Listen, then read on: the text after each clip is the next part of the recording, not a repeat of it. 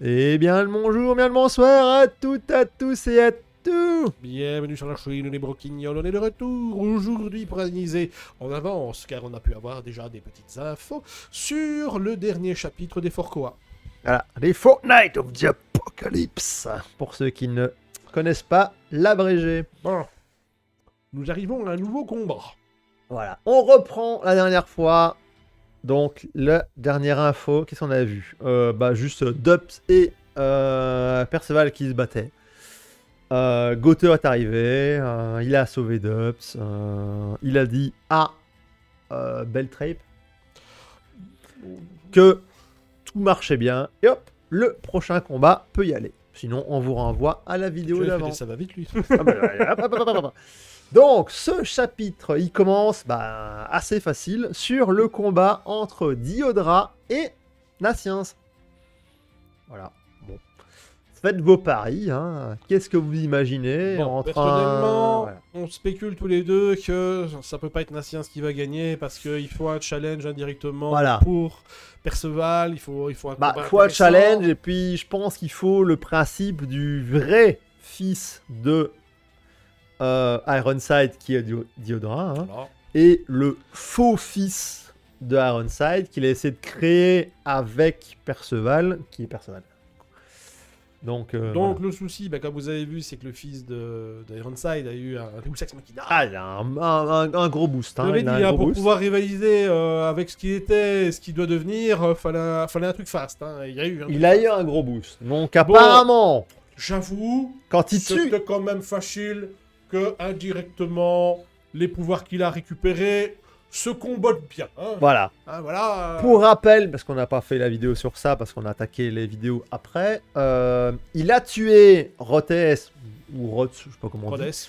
Rotes, donc il lui a piqué le pouvoir de dompter les bêtes du chaos, et il a également tué... J'ai oublié le nom du gamin. Moi aussi. J'ai oublié le nom du gamin, on s'en fout. Voilà, le petit gamin qui était avec, qui ouvrait la faille pour le monde de... C'est génial, hein, parce que ça va parfaitement au combo. Du purgatoire. Vu que ce sont des bêtes du purgatoire, voilà. Qu'est-ce qu'il faut un portail du purgatoire. Et donc, en les tuant, il leur a volé leur pouvoir magique, qui est ouvrir la faille et contrôler les bêtes du chaos. Avec une flûte quand même, hein. Il y a des minimums. Hein, voilà. Il utilise le pouvoir pur. Voilà. Et on a vu que les dégâts que eux infligeaient à Diodra se répercutaient sur eux-mêmes. Donc, très dangereux. Tu frappes Diodra, tu prends des dégâts. Ok. Donc, le combat commence. Peinard, hein, Naciens, machin, etc. Ils se mettent sur la gueule. Hein, Diodra sur son épée, Naciens sort deux dagues. Tac. Il sort pas ses deux gants de flamme et de glace. Si, il les a, mais... Oui, il les a, mais fuck, hein, il l'utilise pas. Ok, super. Dub s'est cassé le cul à faire deux armes super pétées. J'avoue il n'utilise pas. C'est un machin qu'on s'attendrait à ce qu'il utilise un petit peu plus.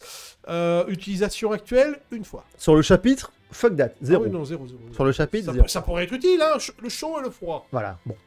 Il a pas fait. Admettons, il se fight sur la gueule, hein, mano à mano. Enfin, mano à mano. Mano, je sais pas si Naciens c'est mano, mais on s'en fout. On sait maintenant. Voilà, à coup d'arme. De toute façon, vous savez avec les spoilers. Et là, tac, ce n'est plus mano à mano, c'est pas mano à mano. Voilà. Bings, hop. Ça s'épercute. Ça choque, hop. Un côté, un de l'autre côté. Diodra est blessé au doigt. Bizarrement, Naciens ne l'est pas. Tiens donc. Et surtout que les dégâts ne se répercutent pas sur Naciens. Voilà, c'est ça. Théoriquement, le dégât part et va. C'est ça l'idée. Je veux dire. Diodra est blessé, Naciens pas. Alors que quand il s'est fait étrangler, le mec s'est fait étrangler. Quand il s'est fouetté, le mec s'est fouetté et lui n'avait rien. Hein. Là, il est blessé au doigt, Naciens n'a rien. Bizarre. Les dégâts sont pas répercutés pareil. Ok. Admettons. Après, Diodra s'emballe, hein, il ouvre le portail. Verbal, il fait le portail. Il discute. Il combat directement avec la flûte, il fait sortir des... Il ouvre le portail, il sort des bestioles. Ça attaque Naciens qui sort un Perceval Sponge Defense. Voilà. Donc un gros Perceval en éponge qui prend les dégâts. Ok, donc il se protège avec un Perceval en éponge. Comme le gros nounours de King, mais en Perceval. Hein, donc si on sait pas qu'il l'aime bien, c'est plutôt vachement mis.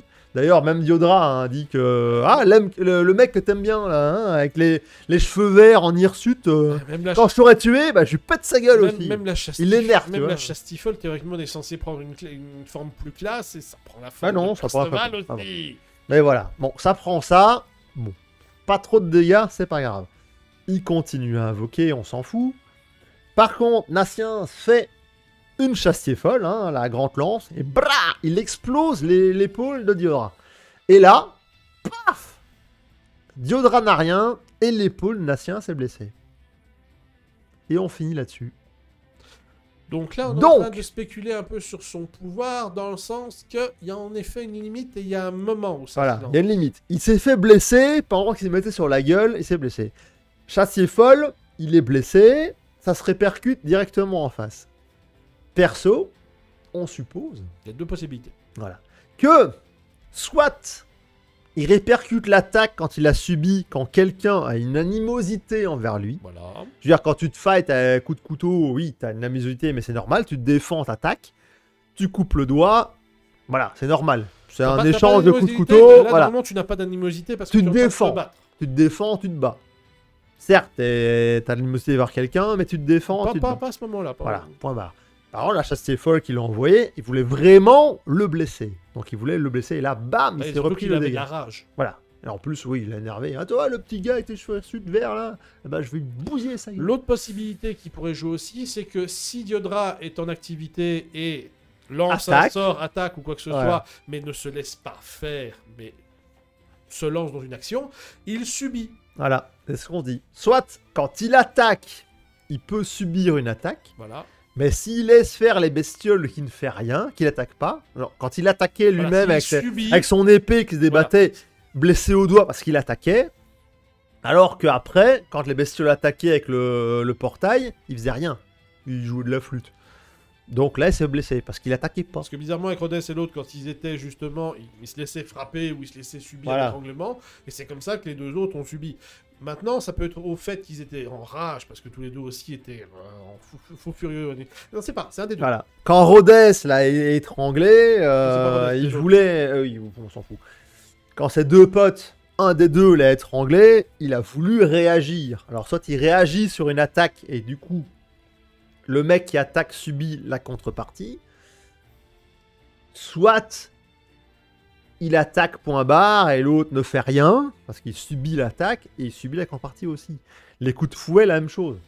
Il subit les coups de fouet, il a rien vu venir, il voulait pas contre-attaquer, il les subit. Soit il y a une animosité envers lui et il l'a subi. Là, on n'est pas encore sûr. Non. Mais c'est un des deux. En tout cas,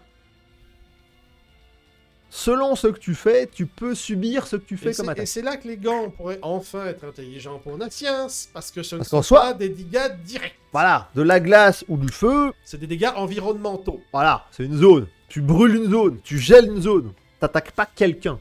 C'est pas le but premier. Ça, tu gèles une zone, tu brûles une zone. Et puis même si t'as pas des dégâts, tu le ralentis. Tu le ralentis jusqu'à ouais, au pire, tu le gèles ou... C'est pas des dégâts directs. Tu le fais chaud, voilà. Donc voilà, c'est là que ces petits gants qu'il n'a pas encore utilisés sera intéressant. À voir si ça va être bien utilisé. À vous de nous dire dans les commentaires, machin, tout ça, vos idées, vos imaginations. Et, donc, donc voilà, ça c'était la version, c'est tout. C'est tout pour le chapitre. Il n'y a pas de grosse 186, révélation, on s'attendait un petit peu à ce qui arrivait. Voilà. Non, c'est un combat, hein. On sait très bien que ça n'allait pas aller loin. Mais ça ouvre beaucoup de questions, beaucoup de possibilités, beaucoup d'embranchements. Voilà. On attend la suite, hein, bien sûr, hein, comme tout le monde. Mais voilà.